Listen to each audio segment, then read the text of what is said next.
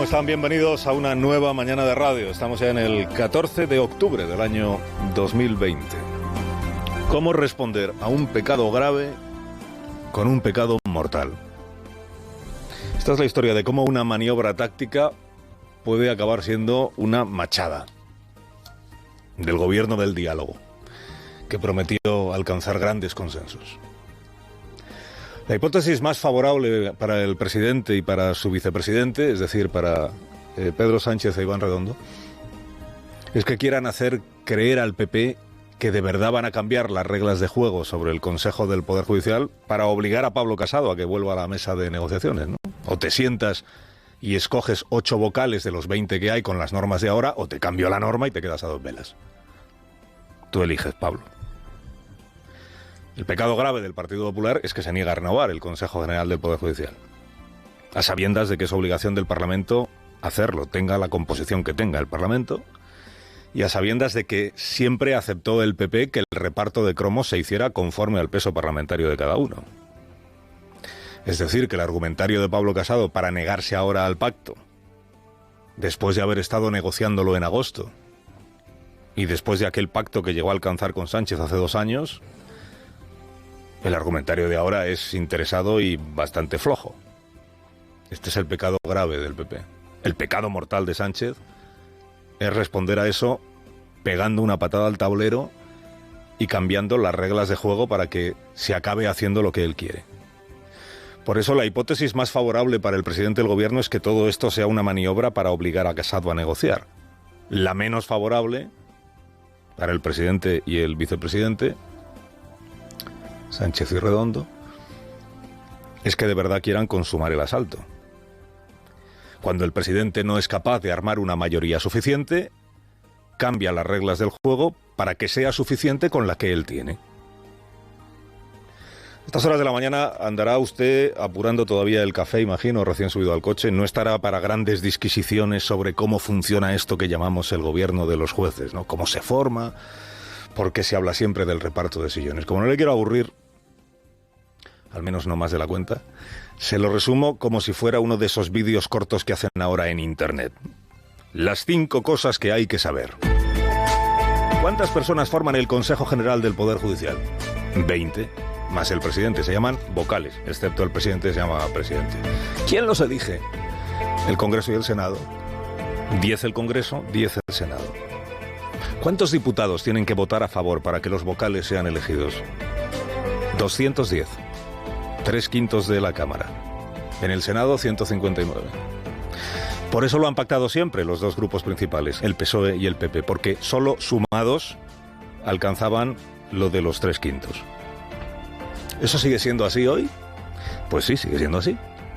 PSOE y PP suman los 210 diputados necesarios para la renovación. El PSOE con Podemos y con los independentistas se queda en 180, de manera que, si el PP no entra al acuerdo, los vocales con las normas de hoy no salen. ¿Qué se le ha ocurrido al gobierno? Pues convertir en ley una interpretación sui generis de la norma constitucional para que 8 de los 20 vocales sigan necesitando el apoyo de 3/5 de las Cortes, pero para los otros 12 baste con la mayoría absoluta. O sea, que unos requieran de 210 diputados y a los otros les baste tener 176. Dices, ¿pero acaso no van a tener todos el mismo trabajo? Sí, todos los vocales son iguales. ¿Y entonces cómo se va a explicar que unos necesiten más apoyos que otros? Bueno, pues porque esta es la rendija que ha encontrado el gobierno para pegarle la patada al tablero y cambiar el juego. Como la Constitución solo explicita que los 3/5 son para los 8 juristas elegidos por el Congreso y el Senado, se cambia la regla para los otros 12 y asunto acabado. La maniobra gubernamental tiene 2 agravantes y un precedente.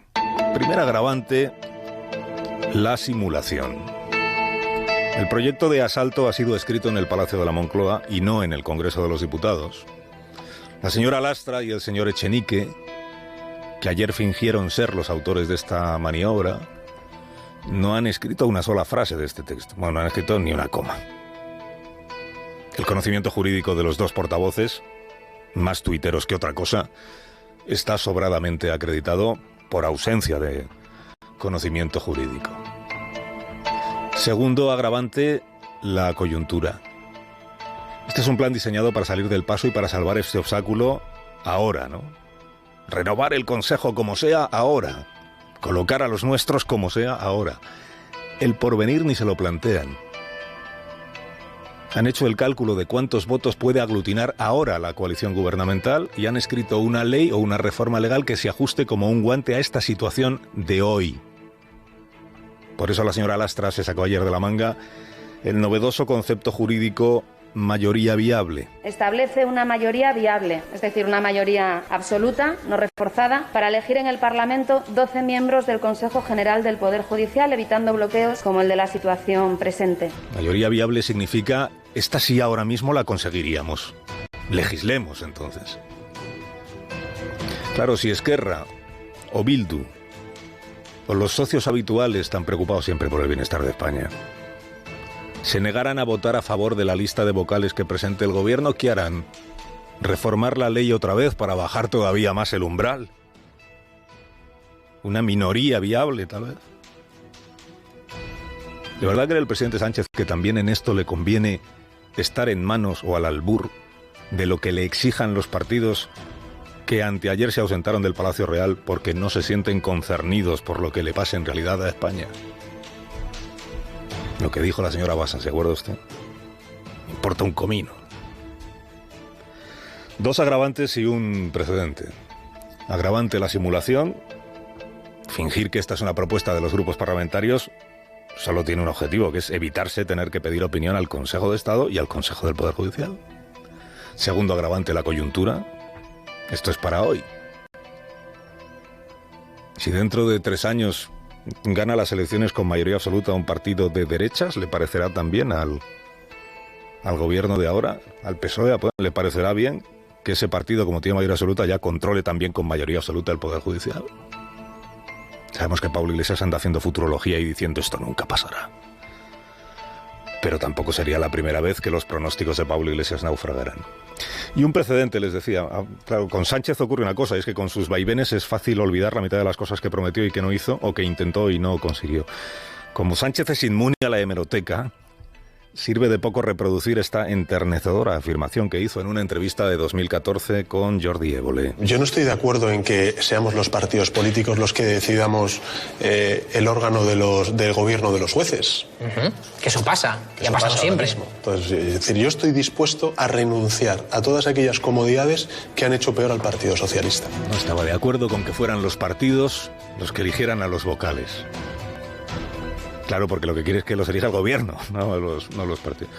Digo, la hemeroteca con Sánchez es siempre una mina, pero el precedente al que aludo es otro. Mire, pequeño ejercicio de memoria democrática. ¿Se acuerda usted de cuando andaba el presidente en funciones, frustrado, porque no lograba mayoría suficiente para ser investido en el Congreso?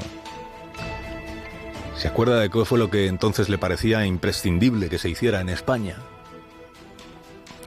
Exacto, un cambio en las reglas de juego que rebajara la mayoría necesaria para ser investido presidente. A falta de mayoría suficiente, cambiemos la ley para que con la que yo tengo baste. No es un episodio aislado, es un principio del gobierno que hoy tenemos. Todas las maniobras van encaminadas a rebajar el grado de acuerdo necesario para hacer las reformas. Un país con cada vez menor grado de consenso sobre las reglas del juego. Este va a ser el legado. En días como este, pues es interesante siempre ese ejercicio de imaginar qué se estaría diciendo, qué no habrían dicho los Echeniques y las Lastras si el gobierno de Mariano Rajoy, con su rodillo de la mayoría absoluta del año 11, hubiera hecho esto mismo. Lo que ocurre es que en este caso no hace falta imaginar, porque algo parecido ocurrió. Rajoy no cambió lo de los 3/5 para elegir a los vocales, pero sí deslindó la elección de los vocales del Congreso de la de los vocales del Senado. Antes eran un pack, se convirtieron en 2. ¿Por qué? Porque en el Senado el PP alcanzaba los 3/5 de los senadores. Y se garantizaban que al menos esos los podían elegir todos ellos. Maniobra de control. No hace falta imaginar qué habría dicho el PSOE, porque sabemos lo que dijo entonces. Y dijo que esa reforma era un escándalo. Hay 3 jueces en el Consejo de Ministros: Robles, Marlaska y Juan Carlos Campo. Los 3 han pertenecido al Consejo del Poder Judicial. Se supone que los 3, si no dicen lo contrario, hacen suya la salmodia que ayer soltaron Lastra y Echenique. Al ministro de Justicia, por cierto, le recuerdo esta oferta que nos hizo aquí. Yo le someto una pequeña oferta. Cuando tenga ese texto, yo me comprometo a venir aquí a discutirlo, pero ahora mismo discutir sobre lo que no está en el papel me parece absolutamente especulativo. Pues ahora ya está en el papel, ministro. Así que aquí estamos, deseando que cumpla usted su oferta y se venga una mañana a comentar el texto. Y si el texto contribuye al fortalecimiento de las instituciones, al consenso, a la convivencia. Más de uno. Onda Cero. Carlos Alsina. En